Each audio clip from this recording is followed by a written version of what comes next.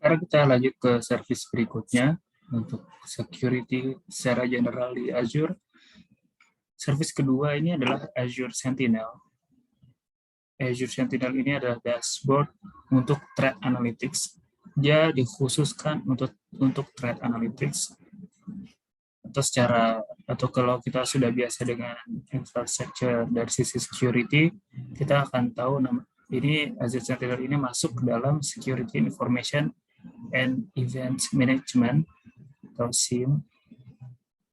Tugas dari Azure Sentinel itu adalah mengumpulkan data dari seluruh event, seluruh kejadian yang ada di infrastruktur kita, entah itu di levelnya aplikasi, di level operating system, dan semuanya, semua level itu. Dan security juga, termasuk dari pengguna device application ini semuanya. Bisa juga, tidak cuma hanya di Azure, tapi bisa juga di on-premise dan juga di cloud. Seluruh data itu akan dihubungkan, lalu dilakukan investigasi menggunakan AI berdasarkan pola pengaksesannya seperti apa, berdasarkan bagaimana cara mengaksesnya, tentang bagaimana rute akses atau sebagainya dan sebagainya lain-lain. Dia digunakan untuk deteksi threat sedini mungkin. Dan jadi di sini di Azure Sentinel ini bisa jadi threat yang kita bisa menggunakan ini untuk mendeteksi threat yang tidak wajar, sesuatu threat yang jarang sekali biasanya jarang keluar, jarang ada, jarang bukan populer threat lah jadinya. Kita bisa mendeteksi threat yang tidak wajar, tidak common menggunakan Azure Sentinel.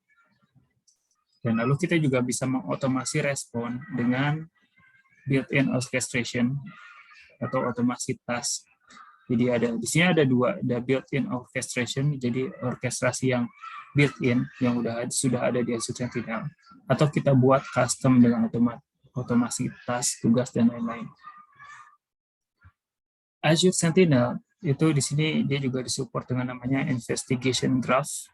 Ketika ada alur sebuah aktivitas yang menurut kita ini mencurigakan, dia bisa menghasilkan namanya investigation graph. Kita bisa melihat investigation graph.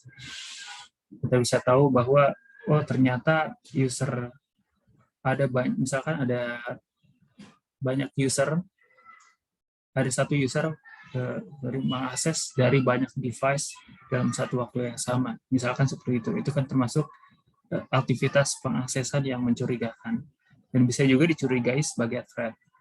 Ini kita bisa lihat di sini namanya investigation graph. Lalu kita bisa melakukan respon dari hasil investigasi ini dengan membuat block atau ignore yang di sini otomatis terhubung ke firewall, ke Azure Firewall. Jadi ketika kejadian itu terjadi lagi, kita bisa langsung memblok dari sisi menggunakan automation untuk memblok hal tersebut. Lalu konektor yang disupport oleh Azure Sentinel di sini ada Microsoft Solutions, itu ada Office 365 yang biasa kayak Microsoft Excel, Word, Microsoft Word, cuma bedanya online. Terus ada juga ada Yammer, ada Outlook, Office 365, pokoknya banyak lengkap. Ada Power Platform, namanya. Power Platform itu juga bagian dari Office 365. Lalu ada Azure Active Directory, ini juga bisa terhubung dengan atau Azure Cloud juga semuanya terhubung dengan Azure Sentinel. Solutions lain itu ada AWS CloudTrail, Citrix, dan lain-lain. Ini juga bisa dihubungkan ke Azure Sentinel. Lalu bisa juga dia menggunakan custom data source. Custom data source ini ada REST API, Syslog, CEF, dan seterusnya. Lalu kita lanjut ke Azure Key Vault, service berikutnya. Ini adalah Key Management Service. Di sini Azure Key Vault digunakan untuk sentralisasi data dalam hal menyimpan data-data yang sifatnya kredensial.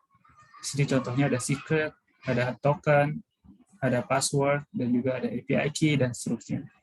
Dia juga bisa menyimpan encryption key seperti BitLocker, data encryption. Dia juga bisa mengelola sertifikat untuk SSL dan juga public key. Lalu dia juga bisa memproteksi security dan enkripsi data pada level HSM. Jadi Azure Key Vault ini enkripsinya itu ada di level hardware security module, level HSM ini. Sehingga untuk enkripsi di level software, untuk di-decrypt di level software akan lebih sulit. Lalu Azure Key Vault ini benefitnya tadi dia adalah sentralisasi seluruh secret, seluruh data konfidensial dari aplikasi atau sistem, sehingga bisa digunakan di seluruh service di Azure, tidak hanya satu service saja. Dia juga bisa digunakan untuk aplikasi yang ada di luar Azure juga bisa. Lalu dia menyimpan secret dan key secara aman. Ketiga, dia akses monitoring dan kontrol terhadap key dan secret. Kita bisa membuat role-based access control tentang siapa yang bisa akses key ini, siapa yang tidak bisa akses key ini, siapa yang hanya bisa baca key yang ini, gitu, dan seterusnya. Dia juga mempermudah administrasi dari sisi pengelolaan key, secret, atau sertifikat, seperti untuk renewal. Kita tahu bahwa SSL certificate itu dalam beberapa tahun akan expire. Di Azure Key Vault, kita bisa membuat otomasi untuk memperbarui Key Vault, sebuah sertifikat itu, agar dalam rentang waktu tersebut dia akan diperbarui. Lalu ini juga integrasi dengan seluruh Azure Service dan juga tadi bisa diintegrasi dengan service di luar Azure. Lalu yang terakhir, ini ada dedicated host. Dedicated host ini adalah sebuah hosting VM secara khusus. Dia tidak digunakan pada sharing server, tapi ada server yang khusus untuk satu klien. Kalau biasanya ketika kita membuat VM itu sebenarnya kita taruh di satu host. Hostnya itu diakses oleh banyak klien, di mana masing-masing klien itu punya virtual machine-nya masing-masing. Sementara kalau dedicated host, yang kita sewa adalah hostnya, tempatnya. Jadi server fisik ini hanya khusus untuk satu klien. Jadi tidak digunakan untuk klien yang lain. Ini tentu akan lebih membantu dari sisi security, karena tidak menggunakan konsep sharing. Bisa juga untuk compliance, tentunya kalau misalkan ada persyaratan agar tidak boleh diakses oleh selain dari perusahaan kita dan seterusnya. Dia punya akses, dan kita juga punya akses ke infrastruktur di mana VM kita di hosting di sini. Di dedicated host ini kita jadi punya akses ke infranya. Jadi setting kita jadi lebih luas di sini. Ya, seperti mengelola sebuah infrastruktur data center sendiri.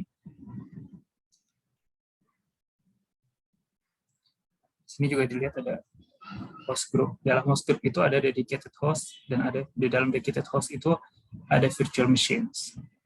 Ini hierarki di data center Azure. Ada host group.